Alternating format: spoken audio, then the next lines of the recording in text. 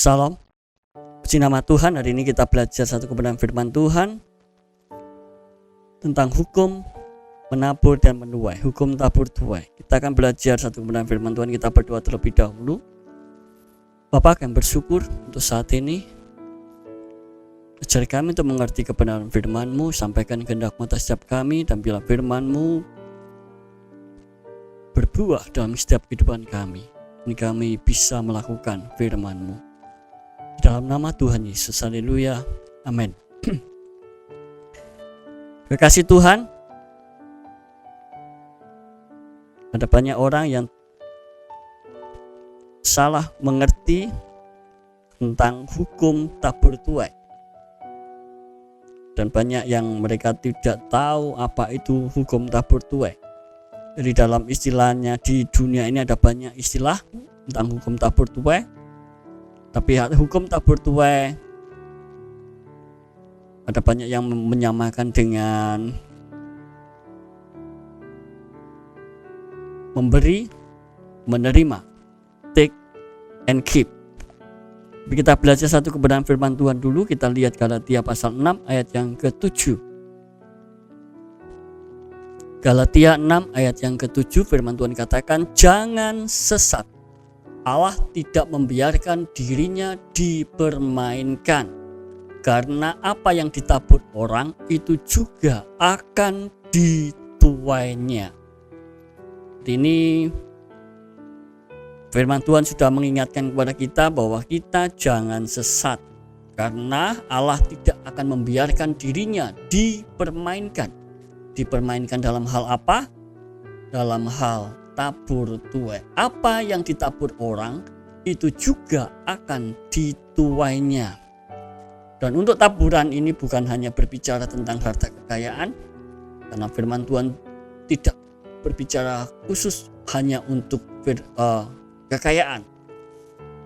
Dalam firman Tuhan juga dikatakan bahwa kalau kita menabur angin, maka akan muncul yang dihasilkan adalah puting beliung. Jadi angin pun bisa ditabur. Jadi kalau kita nabur angin, hasilnya puting beliung. Kalau kita menaburnya dengan perkataan yang tidak benar, maka hasilnya adalah suatu celaka dalam hidup kita. Nah, hari ini kita belajar satu kebenaran firman Tuhan. Karena apa yang ditaburkan orang itu juga yang akan dituainya. Kekasih Tuhan,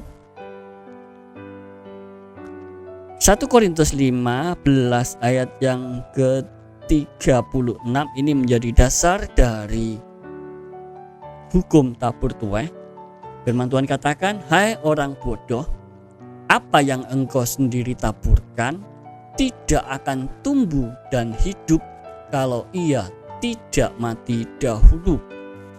Jadi inilah satu hal yang harus kita mengerti, bahwa ketika kita menabur, supaya taburan itu tumbuh, maka dia harus mati terlebih dahulu. Jadi sama seperti kalau kita misalnya mau menabur atau menanam jagung di sawah, kita harus taburkan benih jagung itu di tanah, dan kemudian kita tinggalkan dan biarkan biji jagung itu bertumbuh dengan sendirinya. Kekasih Tuhan, jagung itu firman Tuhan sendiri mengatakan bahwa Tuhan yang akan memberikan pertumbuhan. Jadi itu semua yang mengerjakan adalah Tuhan, bukan manusia. Jadi kalau kita menabur jagung, tanam jagung, hari pertama kemudian kita bongkar lagi, kita ingin tahu ini bibit jagung saya sudah sampai mana, justru tidak akan pernah berhasil atau tidak akan pernah bertumbuh biji jagung itu. Jadi yang harus dilakukan adalah biarkan biji jagung itu di sana sendirian, mati, hilang, dan suatu saat maka biji jagung itu akan muncul keluar menjadi tumbuhan. Dan setelah dia bertumbuh, kalau jagung mungkin 3-4 bulan bisa menghasilkan buah. Kekasih Tuhan, Ada banyak orang percaya yang berlaku menjadi Tuhan ketika dia melihat orang-orang yang tidak mampu atau melihat orang-orang yang miskin. Dan seringkali mungkin juga menjadi satu persoalan ketika orang miskin belajar untuk memberi, belajar untuk menabur. Kekasih Tuhan, seorang petani ketika dia ingin menabur jagung, menanam jagung, dia harus membeli bibitnya. Dan dia punya uang berapa, walaupun dia punya uang 10.000, mungkin dia beli bibit jagung, kemudian dia akan tanam jagung itu di sawah atau di ladang, dan kemudian dibiarkan di sana. Yesaya 30 ayat yang ke-23 firman Tuhan katakan, lalu Tuhan akan memberi hujan bagi benih yang baru kamu taburkan di ladangmu, dan dari hasil tanah itu kamu akan makan roti yang lezat dan berlimpah-limpah. Pada waktu itu ternakmu akan makan rumput di padang rumput yang luas. Dari ketika kita menanam, ketika seseorang mulai belajar menabur, memberi kepada Tuhan, maka Tuhan yang akan memberi hujan bagi benih yang baru kamu taburkan di ladang itu. Nah, untuk saat ini ada banyak sekali orang yang berlaku seperti Tuhan. Jadi ketika ada orang miskin, orang yang tidak mampu belajar untuk memberi, bukan diterima dengan baik, tapi malah dilarang, tidak boleh memberi karena kamu nggak mampu, karena kamu orang miskin. Dan ini adalah sesuatu yang kurang pas kalau kita melihat belajar tentang hukum menabur dan menuai. Dari hukum menabur dan menuai adalah pada siapa yang menabur, dia akan menuai. Dan taburan itu, benih itu asalnya dari Tuhan. Karena memang Tuhan yang memberikan benih bagi para penabur. Jadi kalau ada orang yang tidak mampu, orang yang miskin, dia belajar memberi dengan semua apa yang dimiliki, itu sesuatu yang luar biasa, dan seharusnya kita memberikan dukungan kepada mereka, bukan mematahkan semangatnya agar mereka tidak memberi atau mereka tidak menabur. Karena kalau mereka tidak menabur, bagaimana mereka bisa mendapatkan hasil dari yang ditabur? Kekasih Tuhan, ada satu peristiwa di dalam Markus pasal 12 ayat yang ke-43 sampai yang ke-44. Markus 12 ayat 43 sampai yang ke-44. Itu ada peristiwa ketika seorang wanita. Markus 12 ayat 43 sampai 44. Itu perikopnya tentang persembahan seorang janda miskin.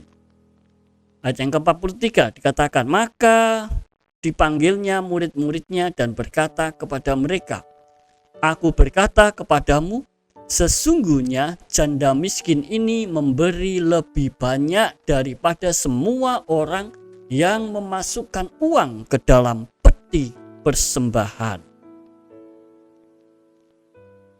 Ayat yang ke-44, sebab mereka semua memberi dari kelimpahannya, tetapi janda ini memberi dari kekurangannya, semua yang ada padanya, yaitu seluruh nafkahnya.